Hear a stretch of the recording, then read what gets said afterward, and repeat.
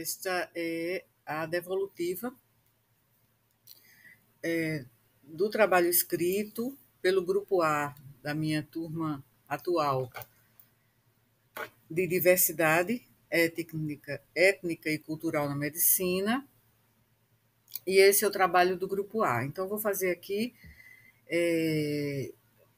algumas considerações de feedback. E o tema desse trabalho foi diversidade e saúde mental.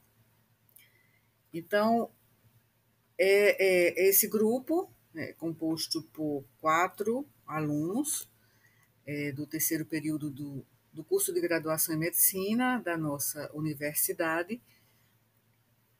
Eles exploraram os desafios da saúde mental no Brasil, principalmente entre populações vulneráveis e minoritárias socialmente, como a comunidade LGBTQIAPN+, povos originários e pessoas em situação de rua que enfrentam discriminação e estigmatização no processo de atenção à saúde. Sobretudo porque existe essa interseccionalidade entre a sua situação identitária como povos minorizados socialmente e apresentar um quadro de transtorno da saúde mental. Então, aqui está o sumário do trabalho, foi apresentado por eles, uma introdução em que eles apresentaram o tema, o problema, né? Dentro do tema, eles delimitaram o problema, também apresentaram objetivos e a justificativa do estudo. E no desenvolvimento, aqui como eu mostro aqui, desse lado aqui, a definição de saúde mental, interseccionalidade, características e também importância da prática clínica na garantia da saúde mental, saúde e transtorno mental, as diferenças e os tipos de transtornos, impacto dos principais transtornos, impactos da diversidade mental e recortes étnico-culturais. Também aqui a definição, né, e a manifestação da psicofobia, como é chamado de maneira informal o preconceito, a discriminação em virtude de se apresentar um transtorno da saúde mental. Também eles falaram aqui da luta antimanicomial no contexto do sistema de saúde brasileiro, falaram das legislações e políticas públicas no Sistema Único de Saúde, os desafios também, desafios da assistência, né, em saúde mental a essas minorias, discussão de uma situação-problema e estratégias para melhorar o atendimento da saúde mental a grupos vulneráveis e minoritários, né? Aqui faltou um S. E considerações finais e as referências. Então, esse trabalho, eu vou colocar assim dessa forma, e vou fazer esse feedback, essa devolutiva em relação à análise e à leitura que eu fiz do trabalho deles, com base em critérios já pré-estabelecidos e que eles conheciam. Aqui, rolei aqui a página para mostrar a apresentação, né, de um caso clínico dentro desse contexto de transtorno da saúde mental. Então, eles idealizaram, eles criaram, né, uma situação fictícia, mas assim, baseada na realidade, e eles descreveram essa situação, né, realista, apresentando o caso de Júlia, também um nome fictício, uma mulher transexual que sofreu negligência e um processo de desumanização por parte de um profissional psiquiatra que ignorou sua identidade. Na verdade, era uma psiquiatra que ignorou sua identidade de gênero e não a reconheceu. E eles destacaram os desafios enfrentados pelas pessoas com diversidade de gênero.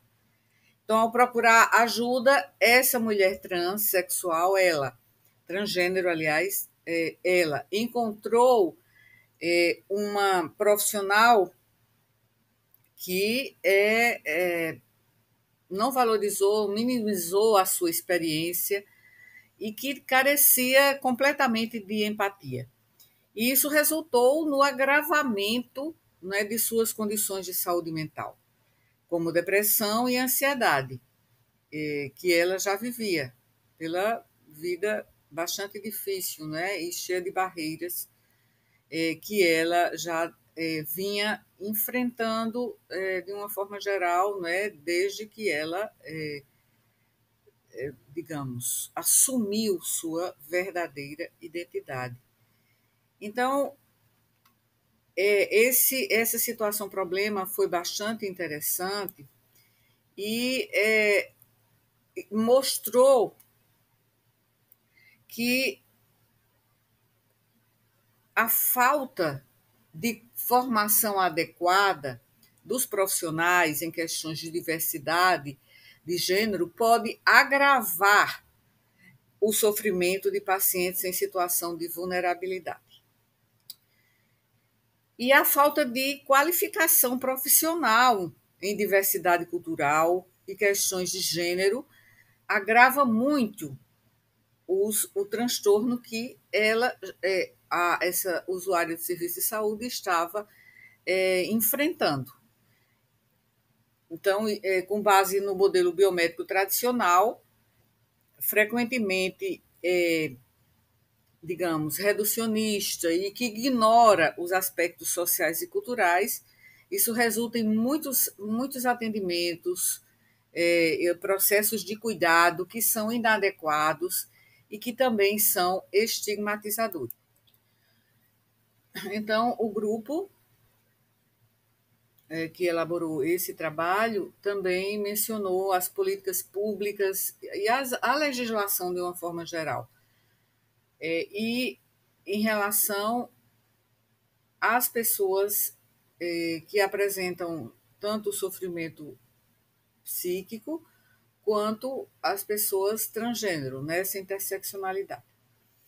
Então, entre as políticas públicas, eles falaram sobre a lei número 10.216, de 2001, que busca reformar o atendimento, priorizando cuidados comunitários, né, mas que enfrenta desafios como o subfinanciamento, a resistência a mudanças. E a luta antimanicomial também foi discutida por eles nesse contexto, como um movimento crucial para uma atenção mais humanizada e inclusiva. Então, embora a lei, a lei 10.216 de 2001, tenha como objetivo reformar a saúde mental e o problema do subfinanciamento também, a resistência à mudança e também a falta de inclusão de práticas culturais, né, de uma atenção mais inclusiva, isso também dificulta o processo de cuidado. Então,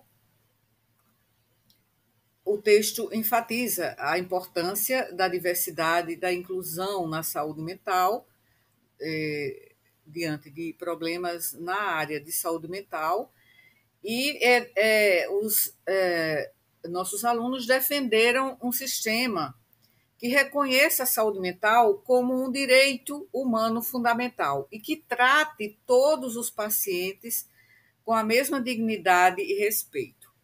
Então, é fundamental mudar a forma como a saúde mental, os transtornos da saúde mental é percebida e é praticada.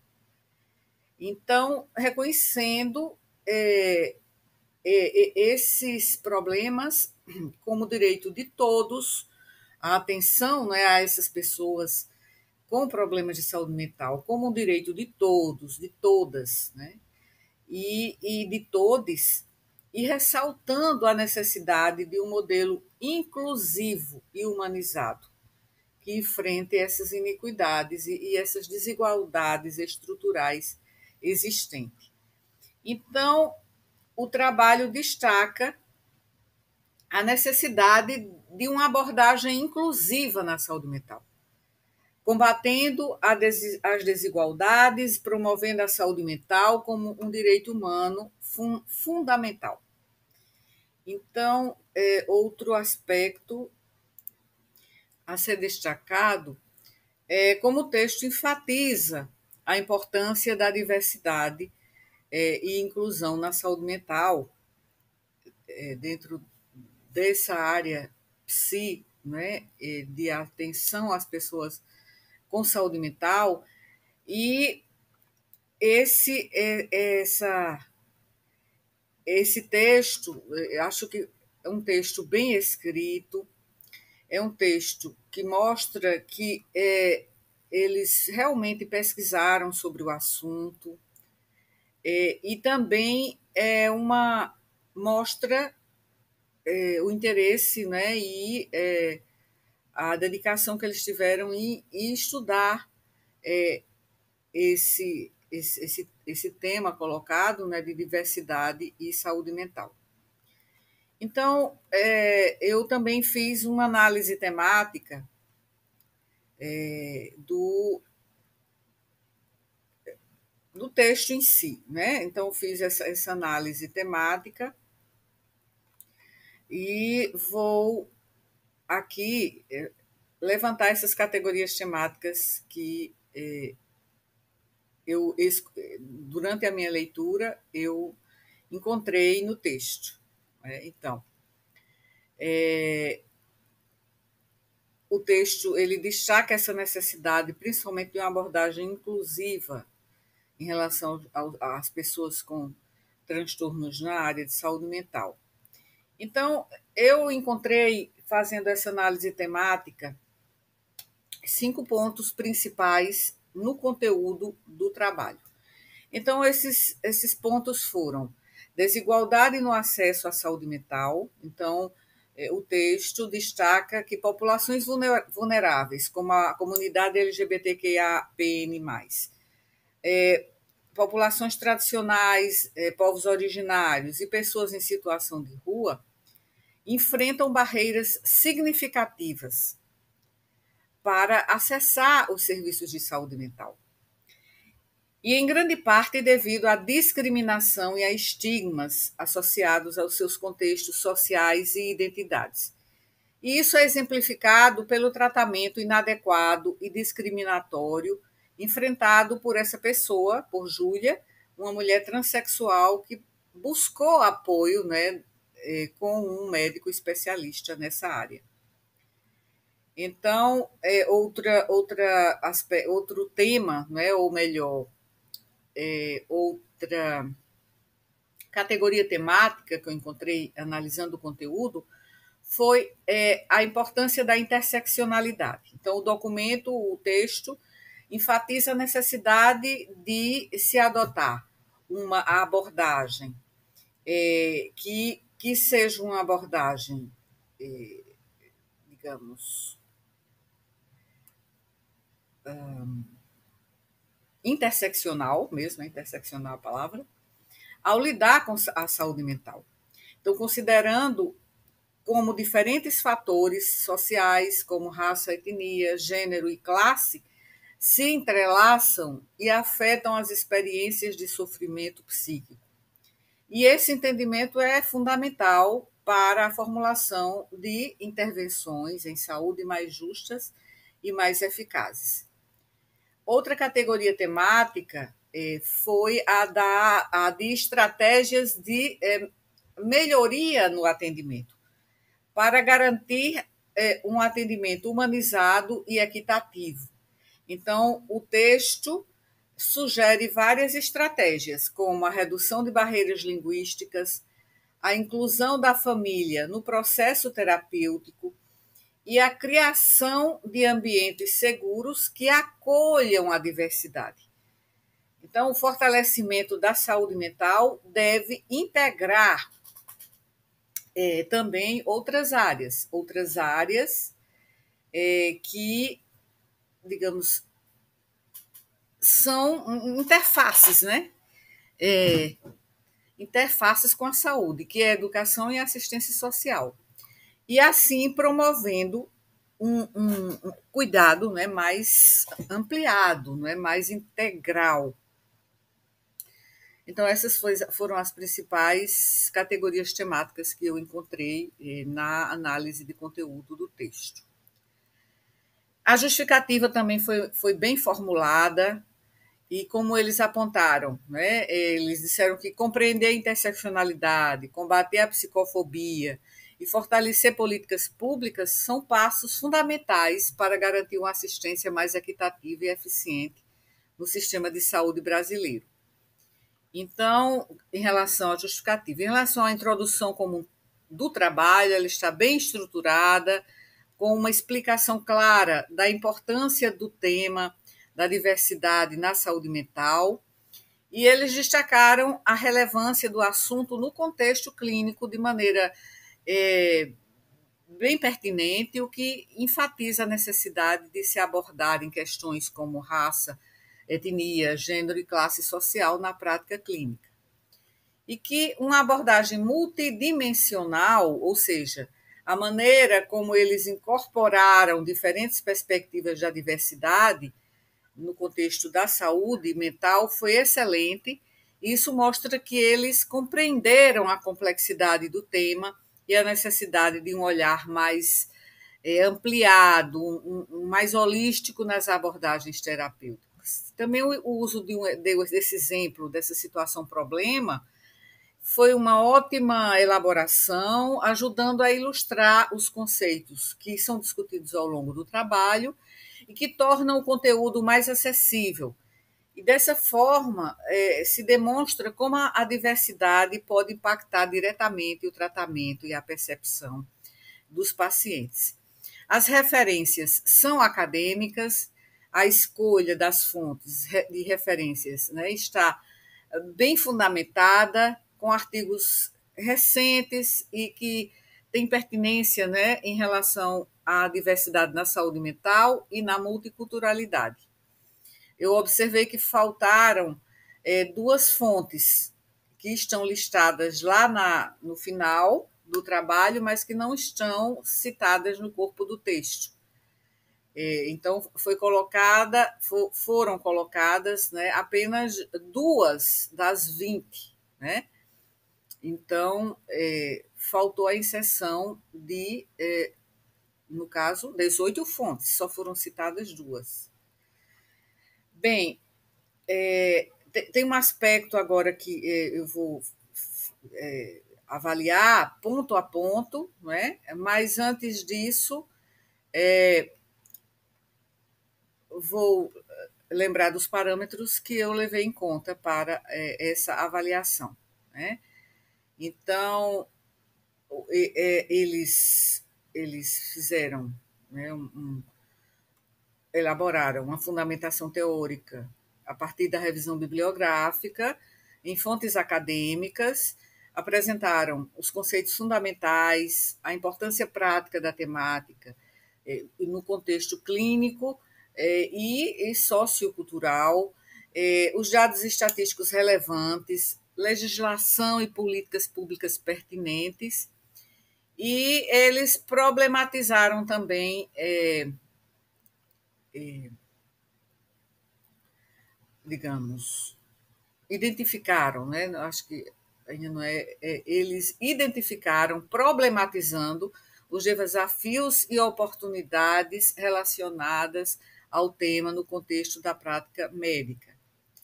Então, em relação a esses aspectos, né, então, vou fazer uma avaliação considerando ponto a ponto em termos dos parâmetros empregados na avaliação do trabalho escrito. Quer dizer, o trabalho oral de exposição já foi avaliado, agora é uma avaliação do trabalho escrito. Então, em relação à estrutura e organização do trabalho, que vale 20 pontos, como eu observei, já antecipei, a introdução apresentou claramente o problema, os objetivos e a justificativa. Então, isso mostra que houve um atendimento, né, a esse critério, foi atendido esse critério. Então, nessa parte, né, dessa fundamentação, a gente observou que eles usaram, né, o referencial teórico. Não foi um referencial teórico, digamos assim, mais que cobrisse todos esses aspectos, né? Que, na realidade, o trabalho analisa o quê? Temáticas bastante complexas, principalmente a interseccionalidade entre essas temáticas. Então, eles teriam que cobrir, né, questões bastante complexas, como interseccionalidade, psicofobia e desigualdades na assistência à saúde mental. Então, eles apresentaram essa análise de uma forma aprofundada, com uma boa contextualização no cenário de saúde pública brasileiro, e o referencial teórico para sustentar a análise, em alguns pontos, né, para sustentar a argumentação, então, foi baseado em que referencial? Então, vejam, para analisar essa questão, então, complexa e essa interseccionalidade, os referenciais teóricos fundamentais precisam incluir a psicologia, aspectos, modelos teóricos da psicologia social, sociologia e saúde pública. Então, eles fizeram uma acertada escolha em relação a essa fundamentação teórica, porque eles introduziram conceitos que alguns já conheciam, porque eu lembro de ter já discutido em sala, em outros seminários, né, o referencial teórico, principalmente da interseccionalidade.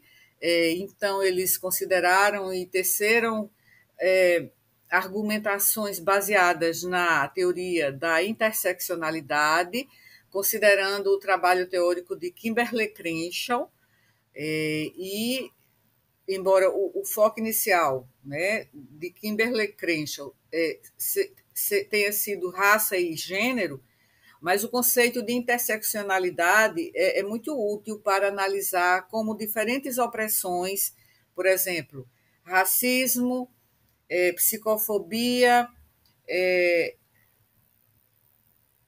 transfobia, pobreza, como isso afeta, essa interseccionalidade afeta o serviço de saúde mental. Então, esse foi um dos referenciais teóricos elegidos pelo grupo e que foi muito bem escolhido, foi muito pertinente, né? Então, achei que foi muito feliz essa escolha. Também eles usaram o referencial teórico de Michel Foucault, né, que também está muito bem colocado aí. Primeiro, por quê? Porque trata-se de um tema da saúde mental, né? Então, do ponto de vista filosófico, a gente precisa entender como analisar isso do ponto de vista da filosofia sobre a saúde mental. Então, foi muito bem escolhido também o referencial de Michel Foucault. Então, o referencial de Michel Foucault, principalmente baseado no seu trabalho seminal, que é a História da Loucura, examina como a sociedade construiu discursos sobre a loucura ao longo da história, relacionando estigma à exclusão e ao controle social. Então, foi um referencial que se aplicou muito bem para entender como as políticas públicas e os discursos biomédicos influenciam o tratamento e a atenção a pessoas com sofrimento psíquico no sistema de saúde. Então, essas duas referências foram muito importantes. Eu senti falta de um referencial muito importante, que é um referencial clássico sobre o estigma, que até já mencionei em sala de aula, que é o referencial de Irving Goffman, que é um sociólogo canadense que, em seu trabalho também mais importante, assim, pelo menos pioneiro, sua obra Estigma, Notas sobre a Manipulação da Identidade Deteriorada. O Irving Goffman, ele descreve como indivíduos estigmatizados sofrem discriminação e exclusão social. Então, é uma aplicação também dentro dessa temática muito interessante e importante, né? Então, foi analisado essa situação de como pessoas com transtornos mentais enfrentam barreiras sociais e institucionais. Mas eu senti, embora tenha se falado e mencionado bastante o estigma, mas eu não vi uma referência a Irving Goffman, que é um pioneiro, não é, na teorização sobre o estigma. É claro que não é só Irving Goffman, poderia ter sido citado também os autores mais recentes, né? Por exemplo, como Link Phelan, né? Bruce Link e Joe Phelan, né? Que eles conceitualizaram também estigma, mas de uma forma mais contemporânea, né? E eles propuseram um modelo que relaciona estigma com desigualdades sociais, argumentando que esse estigma reforça as desvantagens estruturais. Então, eu acho que havia necessidade de colocar um autor, um teórico, um filósofo que tivesse desenvolvido um modelo teórico nesse sentido, do estigma. E também, em relação isso, essa parte valia 30 pontos. Em relação a aspectos da forma, né, que valia 20 pontos, o texto realmente está bem escrito, com clareza e objetividade, apesar da complexidade do tema. E a formatação segue um padrão acadêmico, mas eu acho que seria necessário ainda conferir alguns pontos se está de acordo com as normas da ABNT. Pequenos ajustes, eu acho que na fluidez, né, na fluidez mesmo gramatical, poderia, não é fluidez do texto e ajustes gramaticais, poderiam ser feitos para melhorar essa fluidez. Então, eu acho que isso aí seria importante, não é, no aprimoramento do trabalho. Como eu disse, repito, que o trabalho está bastante, um trabalho de qualidade, embora, sim, claro, a gente tem que considerar que são alunos da graduação, não são alunos pós-graduandos, né? Então, a questão teórica precisa também, a gente precisa entender que a questão teórica não é, digamos assim, tão ampliada como seria, né, no caso de um estudante, né, da pós-graduação. Mas eu estou avaliando o mérito em termos da fundamentação teórica, né, e dessa fundamentação teórica, principalmente quando eu falei em Link e Phelan, eu me referi à saúde mental dentro do escopo da saúde pública. Então,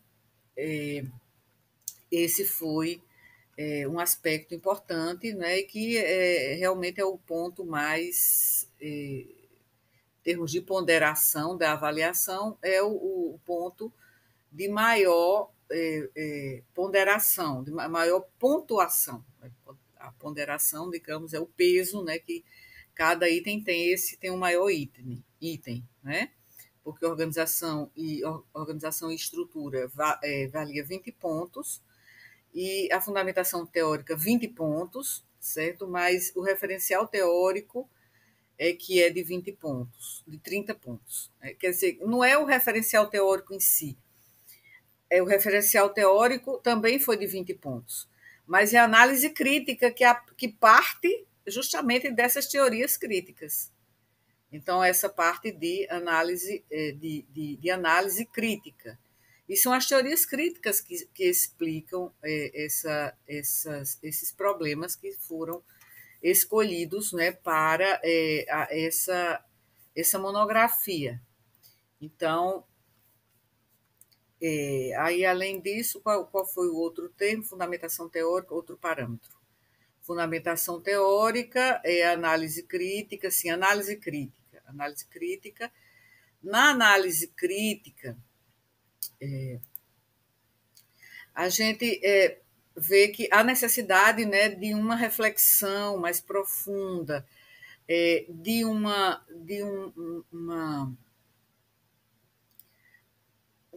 lente, não é, mais crítica nesse sentido, de também usar a teoria para esses referenciais teóricos, né, essa fundamentação teórica, para que seja desenvolvida seja feito também tenha uma dimensão analítica o trabalho, né? Uma dimensão analítica.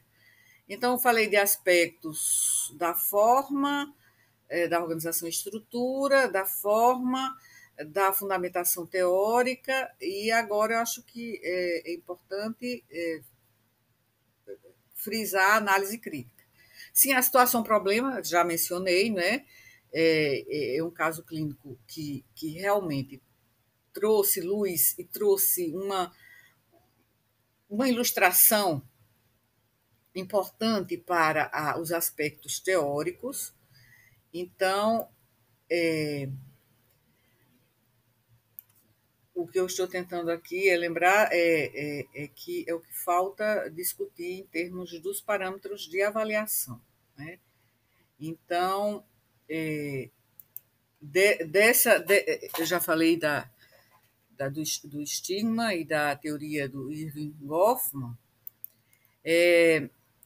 mas na situação problema, acho que foi bem a situação problema, que é isso que eu estava tentando lembrar, situação problema são 20 pontos, né?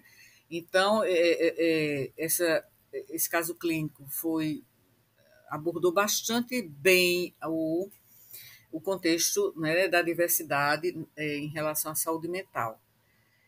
E também o impacto dessa assistência, né, defeituosa, dessa assistência de baixa qualidade, também foi discutido. E assim, foi aprofundado no sentido de quais são os desafios práticos enfrentados, né? E que desafios práticos são enfrentados pelos profissionais, e que ficou na própria formação, né, e na falta de competência cultural. Então, eu exploraria mais detalhadamente essas dificuldades, né, esses dilemas enfrentados na atenção a esses pacientes.